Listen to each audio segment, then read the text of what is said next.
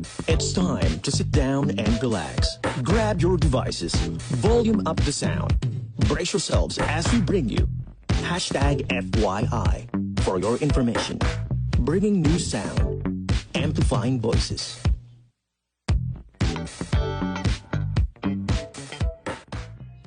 Hello, comrades. We welcome you all here in the fourth episode of hashtag FYI for your information, a podcast series that will discuss about various topics like communication, journalism, entertainment, education, and politics. This is a project led by the Compendium to celebrate knowledge and to recognize different opinions and insights with regards to relevant contemporary issues and topics. And we will be joined by our own communication students here at National University Manila all throughout the series. And now, it is our sincerest greeting to welcome you all in the fourth episode featured by the Compendium. We are your hosts for today. I am Arbit de la Cruz.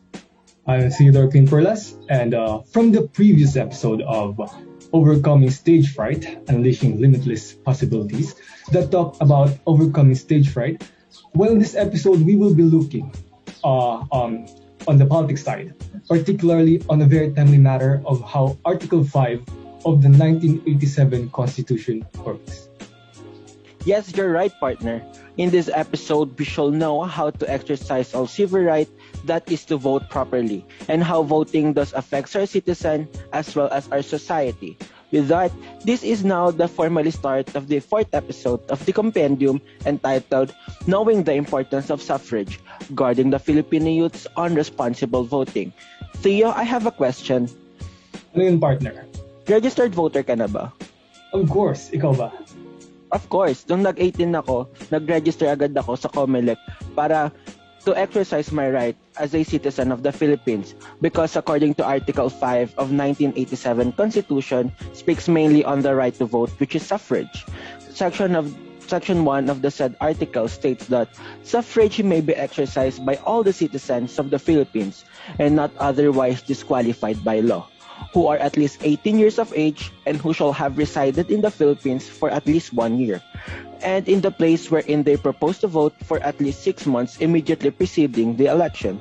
No literacy, property, or other substantive requirement shall be imposed on the exercise of suffrage. That's right, partner. Especially in this time, we are now preparing for an upcoming election. And do note, this is not just a local election that we're going to have, but in the year 2022, we will be having the national election, which means the power is decided to us once again on who to vote for the two highest positions here in our country, the president and the vice president. Indeed, partner. I think this is now the most opportune time para malaman natin kung gaano ba ka-importante ang magparehistro at the same time bumoto. Sa mga nakalipas at kasalukuyang administrasyon, marami na tayong napansin, naapektuhan at the same time naranasan sa mga administrasyong namuno sa ating gobyerno. And that I think, laying out both sides of the arguments and implications, we therefore should know how crucial and significant it is to register as well as to vote. Kaya wag nating patagalin pa, partner. Let us now introduce our guest speaker. As you all know, we are joined today by Professor Ian Velasquez, our Professor in Journalism. And so, Sir Ian, please do the honor to introduce our guest speaker for this episode. Thank you, Clint and Arbit. Our guest speaker is a Filipino lawyer, professor, and an advocate. He took his bachelor's degree in philosophy at the University of the Philippines, Diliman, then studied law at Northern Illinois University, United States, where he graduated Juris Doctor of Laws in the year 1986, magna cum laude. He is also a recipient of the American Jurisprudence Award for Excellence in the Study of Contract, and was a member of the Northern Illinois University Law Review, and interned at the Office of the State Appellate Defender. He is an advocate of human rights and the chairman of the Philippines' oldest and largest group of human rights lawyers, which is the Free Legal Assistance Group, FLAG. He served on the Commission of Human Rights under the late former President Corazon Aquino and former President Fidel Ramos. He is a member of the Committee on Human Rights and Due Process at the Integrated Bar of the Philippines, IDP.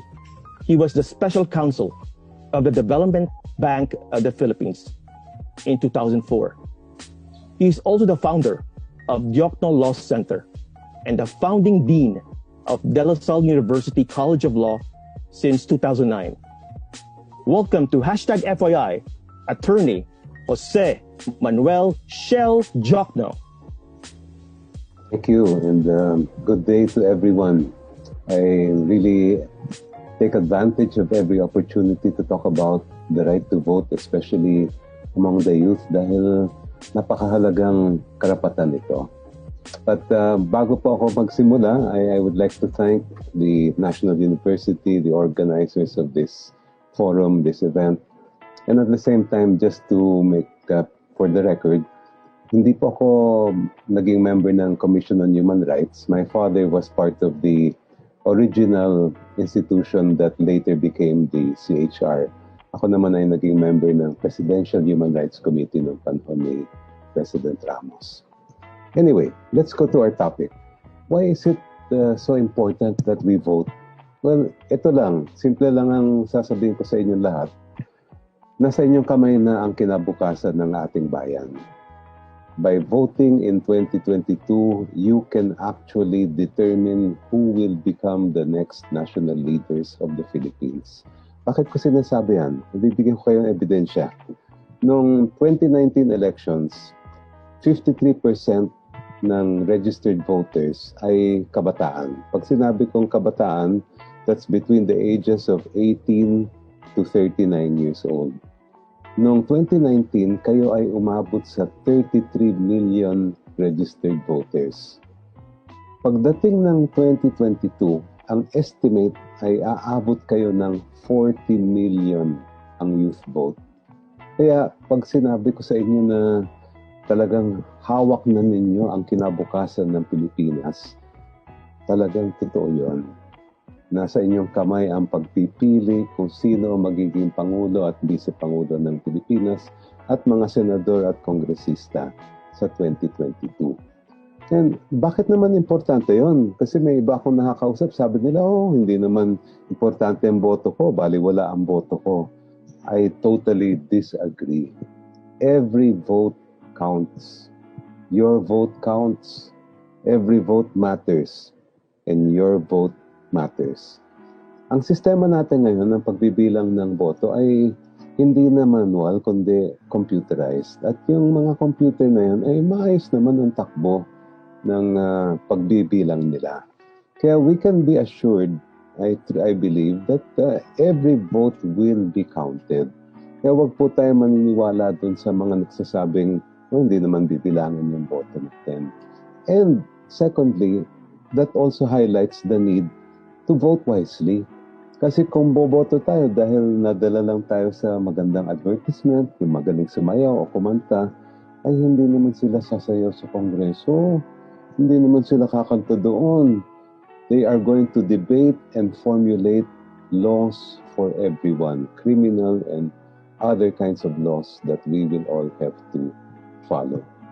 Kaya kung talagang may hugot ang bayan para sa inyo, kung talagang minamahal natin ang Pilipinas, I would like you all to please register and please vote in the coming elections. I think meron kayo mga ilan questions sa akin. Do you want me to continue or magtatanong kayo sa akin? Itatanong na lang po namin, Sure. Attorney Chal. And sa sinabi niyo po, I really do agree with that. Kasi even though me na registered voter, I encourage everyone, lalo na yung mga kaibigan ko na hindi pa registered voter. Kasi single vote, kapag pinagsama-sama yan, it's really a huge outcome in the future kapag napagsama-sama yan. And alright, for the first question, Attorney Chal, it would be introduced by the other MC, Tio. So, Sir Chel, you said earlier na not to be persuaded by those kind of propagandas that in the dancing, the singing, and stuff. So, Attorney Chel, do you think the remaining months before the upcoming election would be enough for this Filipinos, particularly the youth like us, to be a responsible and smart voter, especially when the days of campaign runs, as many knows this as caucus, like how can they process such information on the candidates? Like what are the necessary things that voters should do? Ang unang-una, syempre, ilan buwan na lang ang natitira para tayo ay magrehistro. So please make sure that all of you are registered and make sure your friends, your family, relatives, lahat ng kakilala ninyo ay rehistrado rin.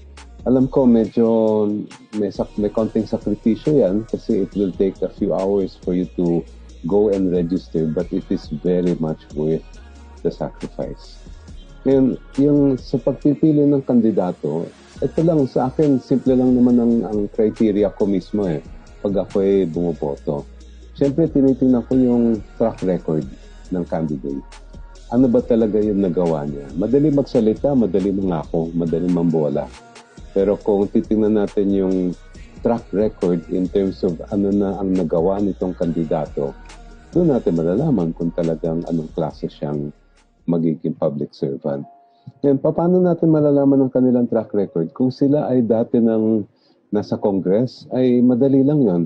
You check how many laws have they sponsored, ilan na naging batas, ano-ano yung mga naging boto nila sa iba't ibang mga batas na mahalaga sa inyo. For example, kung mahilig kayo sa environment, how did the Congress candidate vote on certain environmental issues? Kung ang hugot nyo naman ay sa children's rights o women's rights, paano sila bumoto sa mga batas na involve ang women or children's rights and so forth. Kung ang kandidato naman ay galing sa private sector, malalaman din nyo yan just by checking online kung ano rin ang track record nila. Sarili lang ba ang inatupag nila o kaya ay talagang may pagmamahal sila sa kapwa Pilipino? As tingin ko yun ang una. Pangalawang criteria, aside from track record, ay siyempre integrity. Kasi pera, bilyon-bilyones na pera ang makokontrol ng mga mambabatas. Kaya at pera ng bayan yon, pera natin yon. Kaya kailangan may integrity ang kandidato para walang nakawan, para walang corruption. Kaya sa akin yun ang dalawang criteria na dapat sa isip natin pagka pipili tayo ng kandidato. Thank you. Thank you for that, Attorney Chel. Of course, yung mga agriculture and the women's, these are fellow countrymen. Now, how do we picture our fellow countrymen, Attorney Chel, especially the youth?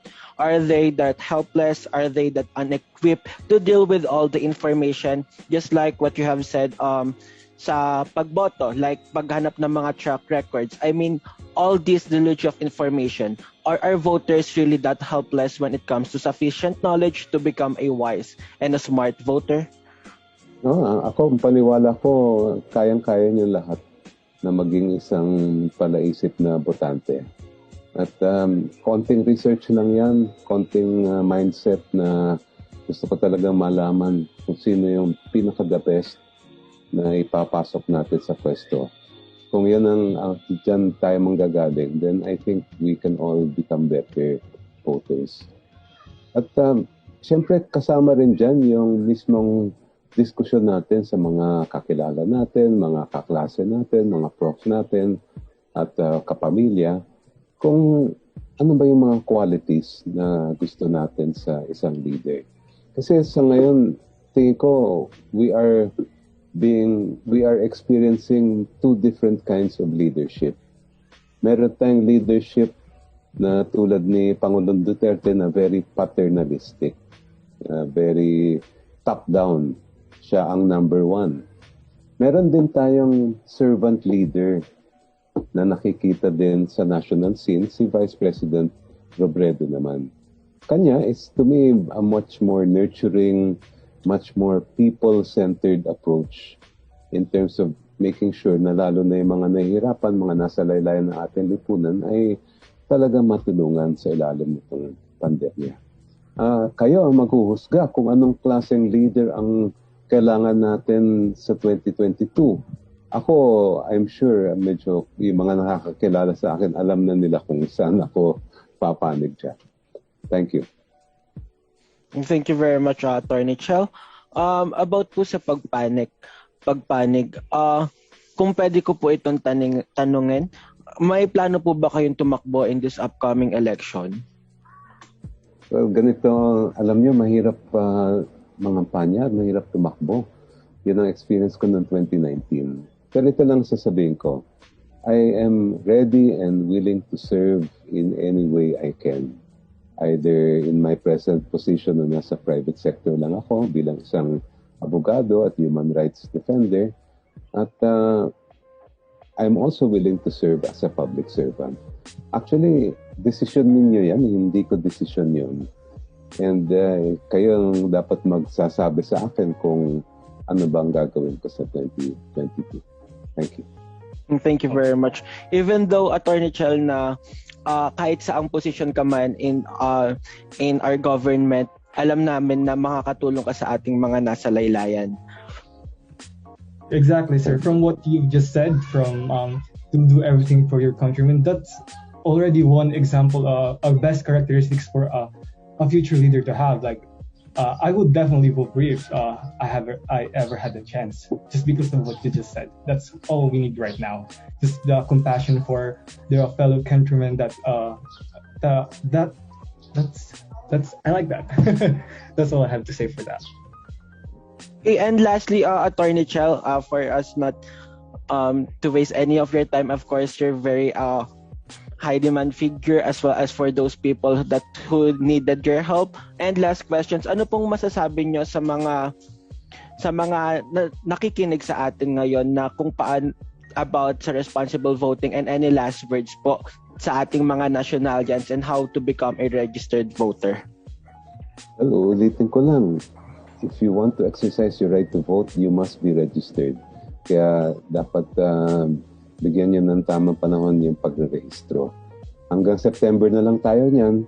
Pag lumampas na September, hindi na kayo pwede mag-register, hindi na rin kayo makakaboto sa 2022.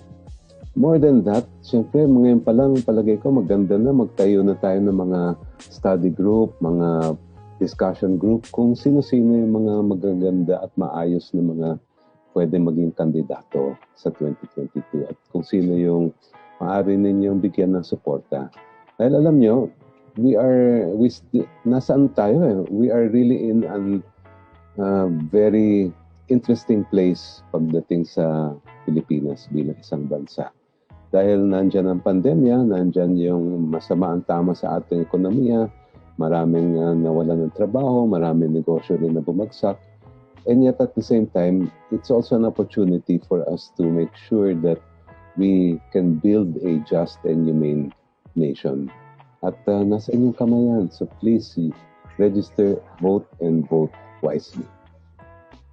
That's really a wonderful word of wisdom, Attorney Jokno. And now that's all right. Thank you for your enlightenment, Attorney. It will surely help us a lot. We do hope that our future voters will eventually become a wise and smart voters, especially sa mga word of wisdom na sinabi mo, Attorney. And again, thank you for your time, Attorney Chel. Welcome po anytime. Okay, so that wraps out this episode. We hope that this episode enlightened you on the importance to become a registered voter as well as to become a wise voter too. You should know that if you're already qualified to become a voter, be a voter and register now. Your vote will bring a change in our country. Indeed, partner. And last, your vote matter. We hope to see you in the next episode, so stay tuned.